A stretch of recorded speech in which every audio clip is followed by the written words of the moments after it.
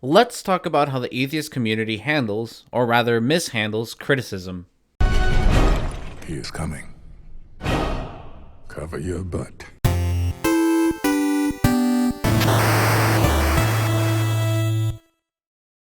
A couple of weeks ago, we again saw the atheist community comically fail at holding itself to any standard.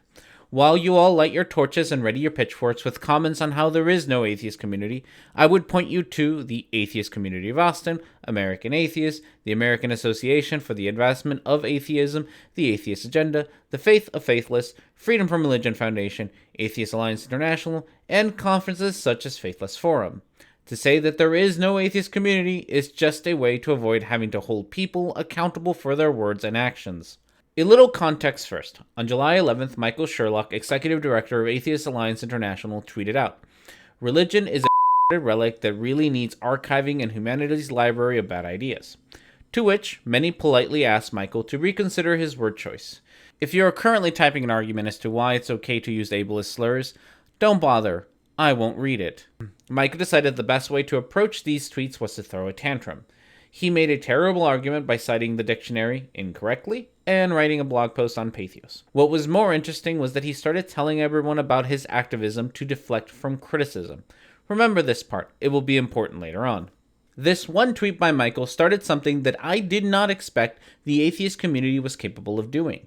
Members of the atheist community started calling out Michael for his behavior and united together to call out his behavior. The atheist community calling out one of their own? Hell has frozen over. Along with calling out Michael for his use of ableist slurs, many prominent atheists pointed out the error of using his activism as a shield from criticism. This pressure was so strong that on July 15th, a disciplinary committee of the Atheist Alliance International board apologized to Caitlin Gleason and suspended Michael for 1 month without pay. To my surprise, Shannon Q did not help write an apology letter to Michael for the board's decision. But I'm getting ahead of myself. Before we go on, I need to make two things perfectly clear. I do not hate any of the people that I'm going to criticize. I do not know these people, and I have only ever interacted with them online. For all I know, they are all lovely people. But I do hate their behavior. I say this because I will inevitably be told that the only reason I criticize these people is because I hate them. You'll see this later on, as every time I've criticized Shannon, she tries to change my criticism from criticism of her behavior to criticism of her as a person. You can also see this tactic in the video Rachel Oates made about one of my tweets. The point of me saying that is because a certain person who very clearly dislikes me, and has made that clear for quite a while. Second, I agree with what the atheist community did in this instance. They joined together to speak out against problematic behavior, and they held a fellow member of the atheist community accountable for their behavior. I have advocated for holding members of the atheist community accountable for their actions for over a year. However, when I ask the atheist community to hold a person accountable, I am called a drama merchant. This takes us to the hypocrisy of the atheist community. Why don't we start with the age-old defense? I do good things, therefore you should ignore the bad things I do. This is an argument that religious individuals use to defend attacks on organized religion. Yes, the Catholic Church helps protect abusers and rapists, but look at the charity they do. This is a terrible argument, and atheists have pointed out that it's a terrible argument for a very long time. It is therefore surprising that the executive director of an atheist group would use the same argument. Thankfully, people called out Michael for using his activism as a shield. Two of the people that called out Michael were Shannon Q and Jimmy Snow, also known as Mr. Atheist. This tweet that he put up, that I am an asshole, I help people escape death, but the words I define. That's not the problem. It's really funny that he is using the same tactic. So the big claim to fame this guy uses and the people there is that they help out specifically a lot of ex-Muslim people escape bad situations, which in as much as they actually do those things, all the props to them. And I think that's a great cause and things to be doing. However, he's using the same excuses for his bad behavior as literally radical Islamic groups use, or we can just go with Mormons if we must, but radical Islamic groups, things like Boko Haram, literally do local, quote unquote, humanitarian things. They support their local communities, and that's why they get sympathy from communities around them. The Mormons, when you point out what a friggin' bundle of horribleness they are, pull out, look at all the service projects our missionaries do. Yeah, sure. We definitely directed the anti-gay propaganda for more than a century and a half. And yes, we were behind like shock conversion therapy. And sure, we were spying in gymnasiums to try and catch people being gay. But we helped a little old lady build a house. So it's the exact same sort of thing. It's like, we're going to change from what we're talking about to, I do this great thing. So you're saying I'm an asshole for doing that great thing? It's a stupid, horrible tactic we see religion use all the time, and yet... Jimmy here does a great job at explaining why it's a terrible argument to use positive activism to distract from your own problematic behavior.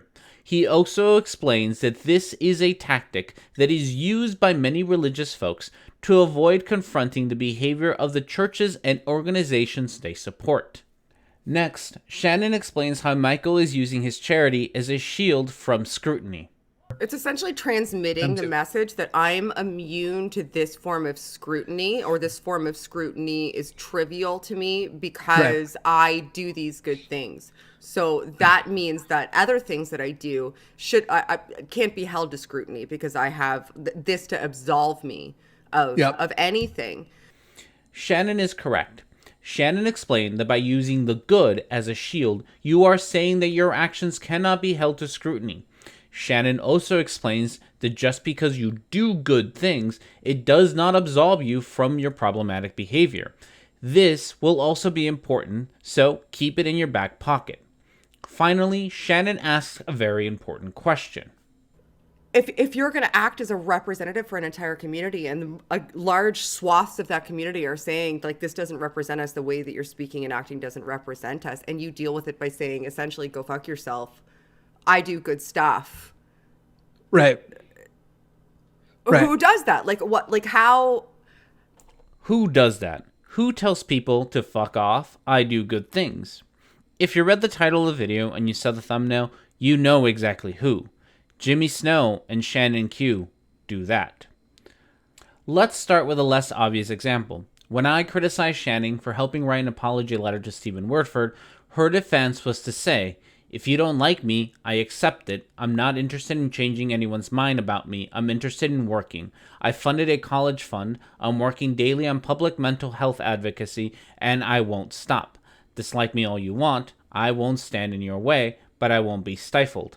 Shannon immediately changes the topic from my criticism of her behavior to a criticism of her as a person. She then uses her activism as a way to absolve her of any wrongdoing. She doesn't address my criticism, but rather wants to... Well, why don't we let Jimmy explain it? It's the exact same sort of thing. It's like, we're going to change from what we're talking about to, I do this great thing. So you're saying I'm an asshole for doing that great thing? It's a stupid, horrible tactic we see religion use all the time, and yet...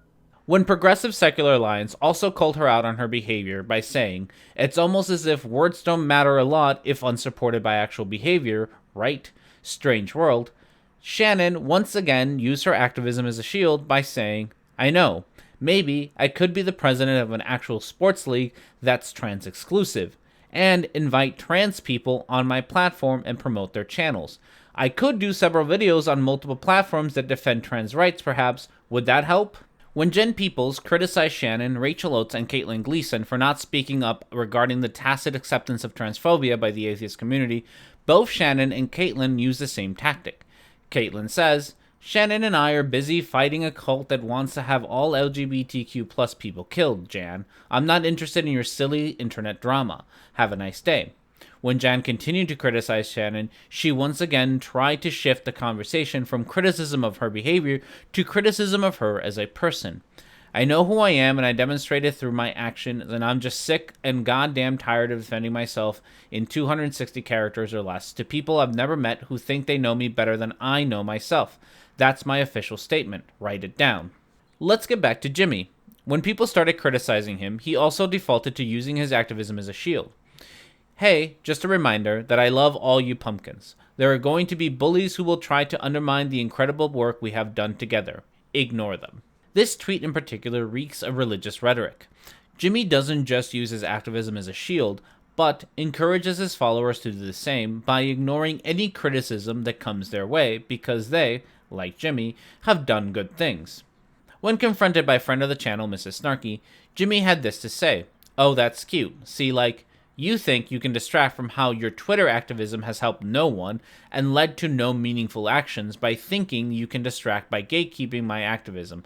Fucking adorable." You see, according to Jimmy, Mrs. Snarky can't hold Jimmy up to scrutiny because he does real activism. Jimmy is absolved of wrongdoing because he has done good. Finally, we have Jimmy literally telling Jen Peeples to shut her mouth while using his activism to shield himself from her criticism. Then today, actually, you see Jen Peeples posting out that when they see a pumpkin, what they see are straight people who are just trying to practice symbolic allyship. Well, that's too bad, Jen. Jen, maybe you should educate yourself. I'll put the links down below of what the pumpkin saga actually is, because this is a meaningful effort that means a lot to a lot of us who would like to see a lot less dead kids. And it amazes me that people like you and Essence of Thought would rather put queer versus queer than, even if you can't support us because you have some problem with us, then just shut your mouth about it. As a reminder, this is what Shannon told Jimmy about using activism to shield yourself from criticism. If you're going to act as a representative for an entire community and a large swaths of that community are saying, like, this doesn't represent us, the way that you're speaking and acting doesn't represent us, and you deal with it by saying, essentially, go fuck yourself, I do good stuff. Right. Who does that? Like, what? Like, how? Shannon and Jimmy are the pinnacle of hypocrisy. They are more than willing to call out others in the atheist community as long as they are not in their clique. And, when called out themselves, they will change the topic from criticism of their behaviors to criticism of them as people. All of this so that they can use their activism as a shield while they tell their critics to fuck off. While I agree with what they have done regarding Michael Sherlock, I wish they would have this same passion when people in their clique start spewing transphobic rhetoric. As far as I am aware, both Jimmy and Shannon still support transphobic content creators like Stephen Wordford and Rachel Oates. If they do watch this video, all that I ask is that they do some self-reflection on their past behavior and see how they have used the same tactics as Michael did.